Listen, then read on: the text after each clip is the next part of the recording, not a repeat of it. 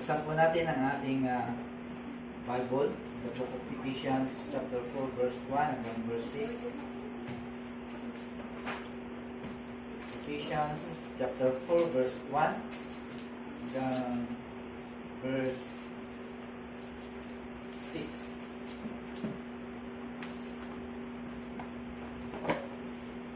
Okay, kita na po natin. Ephesians chapter 4 verse 1. Sign po natin. Verse 1. I therefore, the prisoners of the Lord, beseech you that you walk worthy of the vocation wherewith you are called. Verse 2. With all lowliness and meekness, with long suffering, forbearing one another in love. Verse 3. Endeavoring to keep the unity of the Spirit in bond of peace. Verse 4. There is one body and one Spirit, even as you are called in one hope of your calling. Tayo po yung manalangin. Salamat po Diyos sa salita nyo na aming matunghayan sa gabi pong ito. Limos po namin muli ang Banal na Espiritu na siya pong magiging tagapagturo po sa amin sa mga katotohanan ng iyong mensahe. At sa gabi pong ito Diyos, muli po kami po yung nagpupuri. Buong puso nagpapasalamat sapagkat binigyan niyo po muli kami ng pagkakataon na ikaw ay aming makadaupang palad, sambahin at purihin. At alam po ninyo, Lord, ang laman ng puso po namin at kung paano po ka namin kayo buong pusong pinasasalamatan sa lahat ng bagay. Salamat po muli sa pagkakataon po ito. Pagpalain po bawat isa, lalong-lalo na po ang mensahe mo. At ganoon din po ang mga kapatiran na sila po ay sumusubaybay sa aming live ay unan po, Lord, ang kanilang pangangailangan, spiritual man o physical. Ibig po namin ng Diyos ang biyaya mo po para sa inyo. Maraming salamat po muli. Pagpatawad mo po ang lahat ng aming mga pangdalain sa pangalan po ni Jesus. Amen. Amen. Okay, so this is the second part na ating tinapik last Sunday about the enemies of the church. The part 1 is the tongue, yung dila, kung saan ay mahigpit na pinagagwardiyan po sa atin sapagkat ito po ay mapanganib kahit sa loob, kahit sa labas ng simbahan. Alam po natin kung gaano kapanganib po ito. So mas lalo na po sa loob ng simbahan. Kaya maraming mga simbahan na nawarak o nahati because of the tongue dahil sa mga bagay na lumalabas sa kanilang mga dila. And the second part is about the division. Okay? Ito po yung kaaway din ng isang simbahan. At tandaan po natin, the most important, ibig sabihin, alam po natin na ang pinakamahalagang unit sa balat ng lupa ay yung tinatawag na church. Bukod po sa pamilya. Okay? So, alam po natin, ang simbahan o local church, it is the vehicle through which God works. Diba? Alam po natin po yun. Kung ang pamilya po ay dyan nagtatrabaho din po ang Panginoon para maayos ang komunidad. So, ganoon din po ang simbahan. Kaya ang simbahan ay ginagamit po ito to evangelize the world. No? Ito po yung trabaho. And turuan yung mga bagong Kristiyano. At hindi lamang po yun to edify and encourage believers. So, nandito po lahat. Okay? And doctrinally ground for the believers, for the saint. Diba? Yun po yung kahalagahan. At tandaan po natin, Satan hates this assembly. Ayaw ni Satanas. Ito yung pinaka-ayaw po niya. Because Satan hates the local church. Okay? Pero binigyan po tayo ng assurance ng Panginoon. Even the gates, no, ay hindi pwedeng makapasok. Again, you are safe. We are safe kapag nandito po tayo sa loob ng simbahan. See? Kaya we are blessed. Dahil sa ganitong sitwasyon, okay, nandito po tayo because we live by faith. Okay? Nananampalataya po tayo. Kasi kung pairalin po natin yung ating carnality, yung ating kaisipan, hindi tayo talaga makakapag-move. Hindi tayo makakapaabante. Pero ang pananampalataya, nakita po natin kung gaano po magtrabaho po ito. Okay? So, tingnan po natin. Gusto ko po ay makita po natin kung sino talaga yung pinaka malaking kaaway ng simbahan. Alam po natin na the greatest enemy of the church is not Satan. Hindi po siya, bagamat siya po ay malaking kaaway, pero hindi po siya. Okay? Tandaan po natin, hindi po si Satanas. Bagaman siya po yung pinaka makapangyarihan sa lahat na kaaway, pero hindi po siya. Okay?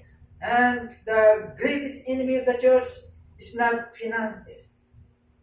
Okay? Hindi po din yung kaaway ng simbahan, hindi yung kawalan. Okay? Dahil nananampalataya po tayo, mayaman po ang Diyos. Okay?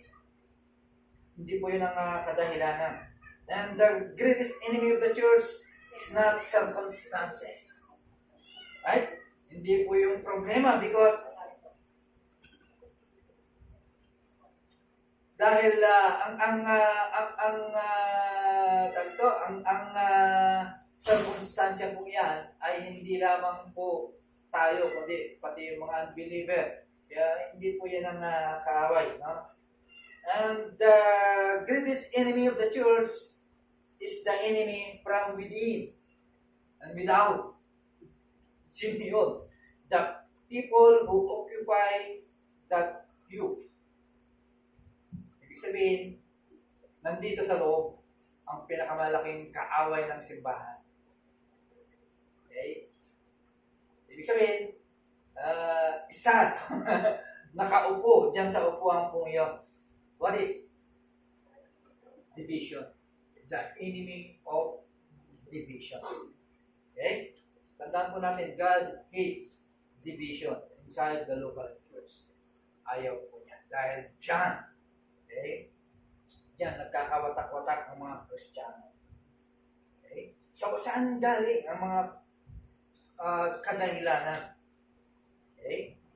Saan nanggaling ang kadahilanan kung bakit nagkaroon ng division? Dati, wala naman. Again, nag-umpisa sa Biblia. Nung naglabasan ng mga maraming dyan, nag-away-away na, di ba? Napansin po ninyo, wala naman nag-aaway sa mga forefathers natin noon.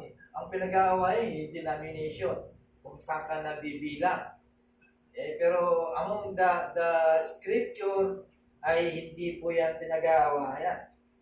So, ibig sabihin, Satan used these devices para magkaroon po ng devices. No? Imagine, believers to believers. Okay? Ay nag-aaway because of that.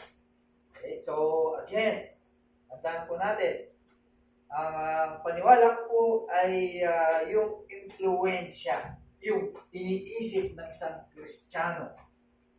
Okay? Kasi palagi kasi ang sinisisi si Satanas, di ba? Kaya bumbog sarado si Satanas. Hindi na siya kaugala pa, no? Pero nasa tao pala, nasa Kristiyano ang problema. Basahin po natin Acts chapter 5 verse 3. Okay? Ano sabi po doon? Pakibasa, Brother Joshua, doon. Acts chapter 5 verse 3. But Peter said, Ananias, why has Satan filled your heart to lie to the Holy Spirit and to keep back for yourself part of the proceeds of the land? Okay, so ito po ang naging dahilan. Okay? Nag-uumpisa sa loob ng mananampalataya. Okay? Yun po yung nagiging cause ng division sa loob ng simbahan. Other than the tongue, sometimes yun din po ang nagiging dahilan. No? yung mga nakakarating, yung mga sinasabi po natin without the fact, walang katotohanan. Kaya yun, yung magiging problema. Kaya, tandaan po natin, division destroys the fellowship of the church.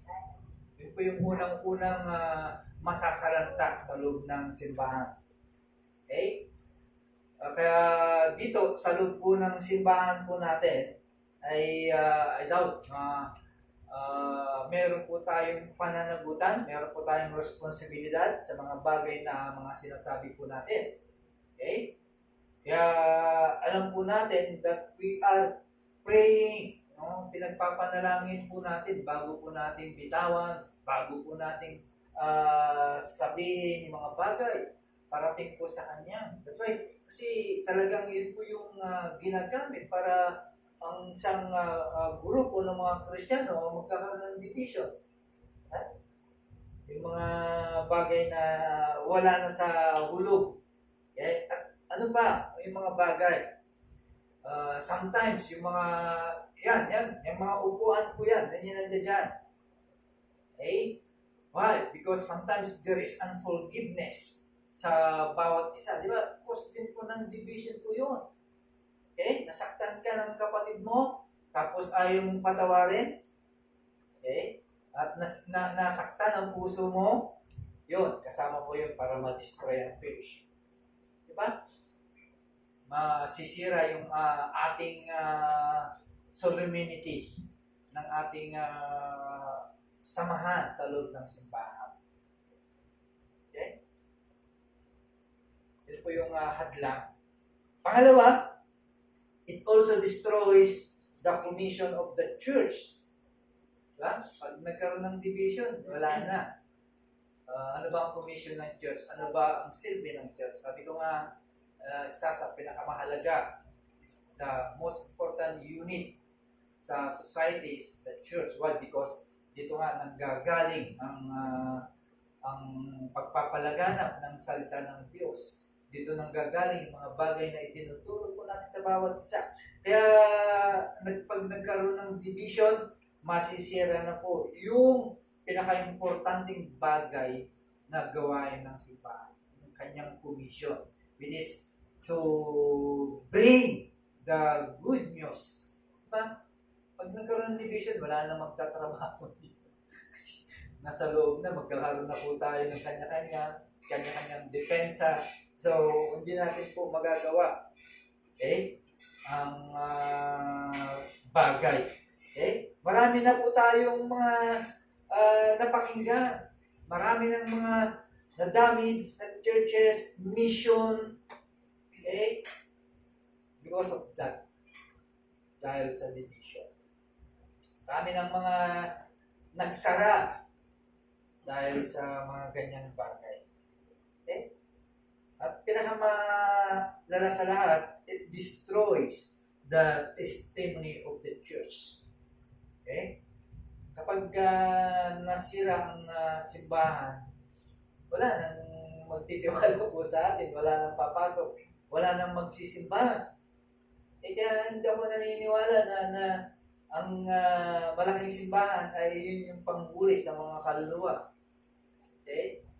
Diba? Malaking ang simbahan mo. Pag mayroong division dyan, wala rin, mawawarap din po yan. Okay? Pero kung simbahan po natin, it is a humble cottage o a humble garage. Pero makikita po natin yung unity, makikita po natin yung samahan ng mga Kristiyano. Diba? Sila para makonvinsi po sila na this is the church, the true church. Okay? Kaya masisira. Hindi lamang po ang testimony ng church. Tandaan po natin, we don't have a bad name. Ang pangalan po ng historic heritage, nakarating na po kung saan-saan yan. Kinopya na nga. Dahil alam nila, sisikat ng historic heritage. Inunahan na po tayo. Okay? Very historic. Kinopya. Okay? Kaya, tandaan po natin, isa pong simbahan po ito kung saan ay respeto ng komunidad. Okay? Alam po ng mga tao yan. Alam po ng mga dumadaan kung gaano karespeto ang simbahan. Di ba? Tinatanong nila, oy, kaninong simbahan yan? Sino yung mga membro dyan? Okay? Kaya, wag po nating alisin yung respeto ng tao, yung magandang testimony ng simbahan just because of division. Okay? So, kapag mayroong fights o anumang commotion sa loob ng simbahan, magkakaroon ng split. Diba? Muntik na. Pero, God forbid, hindi po pinayagan ng Diyos. Okay? Pero niserve niya ang totoong simbahan. Kaya alam po natin kung ano talagang totoong simbahan. Okay? Hindi po, ibig sabihin, hindi po nag-materialize yung gawa ng kaaway. Kaya tama sabi ng Lord, even the gates of hell, okay, ay hindi po pwede. Okay? Kaya, again, tandaan po natin, hindi po ang financial, okay, hindi po physically anumang dahilan ang dahilan para mawala po yung good testimony ng simbahan. Okay? Ano pa? Division destroy the posterity of the church. Okay? Minsan, ito po ang problema. Okay? Dahil alam po natin, ang simbahan ay dito nakikita po natin. Kapag nawala ang posterity ng simbahan, eventually ay maapektuhan ang kanilang mga spiritual, okay? Lalo na po yung mga nagsisik lang. Ibig sabihin, nag-o-observe lang. Di ba? Maraming mga tao na gusto mag-observe, tinitignan, ito ba talaga ang totoong simbahan? Okay? Hindi lamang po yung doktrina ang tinitignan po nila, kundi sino yung mga nasa loob ng simbahan. Minsan, sinasabayan ka niyan. Okay? Tignan ko kung talagang totoo ang sinasabi ng taong ito. Diba? Tignan mo nga kung talagang maka-Diyos itong tao ito. Yan po yung kadahilan. Division. Ano ba? Division destroys the worship of the church.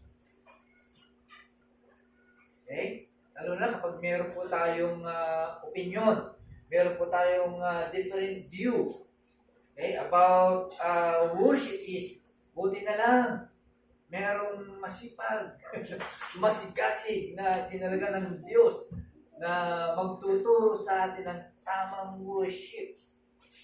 Okay? At pasalamat po tayo dahil ever since, hindi po tayo naturuan. Basta alam natin, nandito tayo sa loob ng simbahan, ay yun na yung worship po natin. No.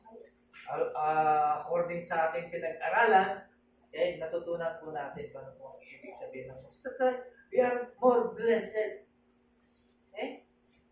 We are more blessed dahil sa mga bagay na natutunan po natin. Tandaan po natin, true worship is when we elevate Jesus Christ, not so and so forth. Ha? Kaya nga tayo nandito dahil gusto po natin pasalamatan, bigyan ng parangal, bigyan ng papuri ang Diyos po natin. Ang God. Diba? Yun yung intention po natin. Okay? Kaya ba't ka nandito? Ba't po tayo nandito? Is to worship. Okay? Kaya kapag mayroong division sa loob ng simbahan, tandaan po natin, masisira. Okay? Masisira ang ating worship. That's why worship must be done in the beauty of holiness. Worship must be done both in spirit and truth. Diba? Ayun, kapag may division, tandaan po natin, God and His Holy Spirit are grieved in the division of worship. Diba?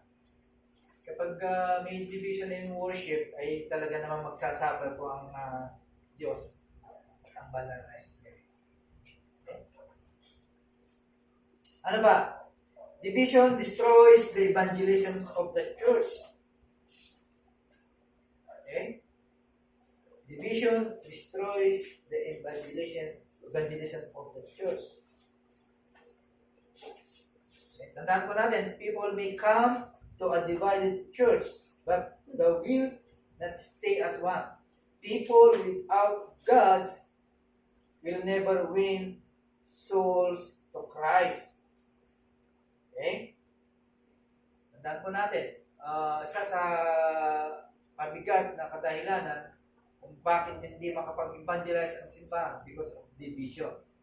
And there's a lot kind of division sa loob ng simbahan. Kaya kapag hindi po tayo nagkaisa, ay talagang hindi tayo makakapag-evangelize. Okay? Sometimes, ito din po yung kadahilanan na hindi po tayo makalabas o makapag-witness because iba ang ating intention. Kung intention po natin is to, sometimes kasi, inaari yung kanyang yung witnessing, di ba? Gusto maging kanya. So, dapat tayo, naka-focus lamang po tayo is to harvest. Okay? Yan po yung utos po sa atin. To win souls. Okay? Eh ngayon, kung may division, siyempre may bitterness po sa bawat isa, ayun na, hindi na tayo makakapag win souls. Di ba? Kapag meron kang meron kang hinanakit sa kapatid mo, wala na, matatakpan na yung ating desire to win souls. Why? Because there's bitterness in our heart. Di ba? Yun po yung problema po natin. Kaya, tandaan po natin, sometimes, division hinders the prayers of the saint. Okay? Tandaan po natin, ang mahalaga sa loob ng simbahan ay iyong panalangin. Okay? Isang mahalagang sangkap sa loob ng simbahan ay yung panalangin. That's why ang simbahan po ay tinawag ng ating Panginoon the house of prayer. Ngayon, kung may division, ay paano ka makakapanalangin? Paano tayo makakapanalangin? Kung mayroong hidwaan, mayroong division sa loob ng simbahan. Okay? Kapag mayroong malisyoso, unforgiveness sa bawat isa, how can we pray? Okay? Why? Because there is iniquity in our hearts. Mayroong kasalanan, masamang loob mo. So, how can you pray? Diba? Kaya, ito po yung mga bagay na dapat po nating iwasan. Okay? Sometimes, yung mga pumapasok, nakakala po natin, na ito, nakiki-adapt lang sa atin, no? Lalo-lalo na yung mga nanggagaling pa sa mga ibang lugar, okay? Na sinasabing baptist din po sila, yun pala, sabi nga ni Diyos pa, may pa kami ng butos. Diba? Kasi ang lakas naman ng loob na pumunta mag-isa para lang mag-observe. Marami nang nakapasok dito sa historic heritage. Okay? Pero yet, hindi pinayagan ng Lord na sila po'y mananatili dito. Nadidetect kaagad. Ipinapakita ng Lord kaagad kung sino sila. Okay? Hindi pinapatagal. Why? Because hindi nila matagalan yung ating pinagsasaluhang katuruan. Okay? Pinipinpoint kagad ng Lord or hindi na sila pinapapalik. Kaya, again, no? Ang simbahan po talagang ginagwardyahan ng Lord po yan. Ayaw po niya talagang masira po yan. Kasi siya yung nagtayo po niya. Okay? Kaya, again, no, kapag nandito ka sa loob ng simbahan, you are protected under the umbrella, no? Imagine that, yung sa Kristiyano. Basahin ko natin Ephesians chapter 4 verse 3. Para maiwasan po natin ng mga ganitong division sa loob ng simbahan. Ito po ay habilin ni Apostle Paul sa loob ng simbahan. Okay? Ephesians chapter 4 verse 3. Pakibasa, Brother Mark. Verse 3, eager to maintain the unity of the Spirit in the bond of peace. Okay? Eager. Ibig sabihin, endeavoring. Pagsumikapan po natin na ingatan ang pagkakaisa. Okay? Yung unity of the Spirit in the bond of peace. Okay? Madali lang naman. Okay?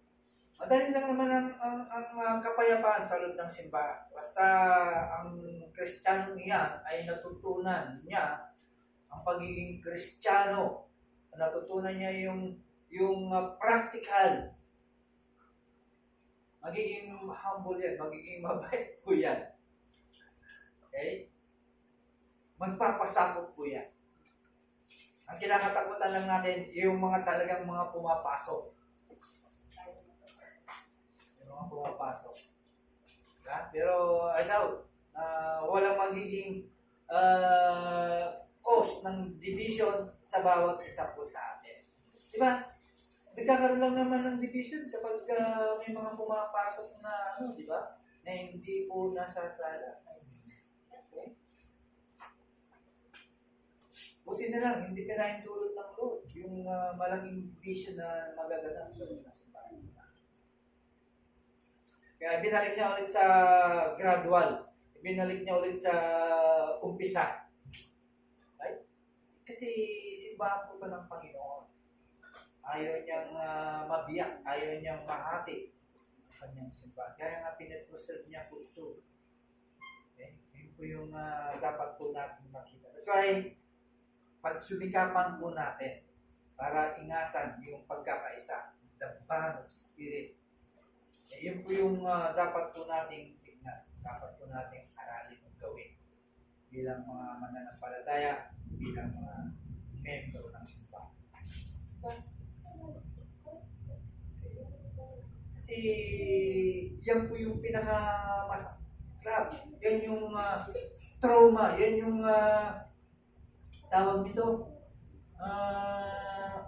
trauma sa isang namumuno sa loob ng simbahan. Sa mga namumuno sa loob ng simbahan. Yung magkaroon ng kanya-kanya. Magkaroon ng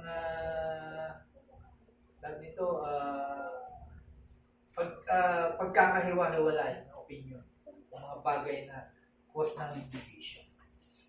Okay? Kaya pagsumikapan po natin, eager to keep the unity. Kaya, again, no? Isa pong malaking pasasalamat ng namumuno ng simbahan po ito dahil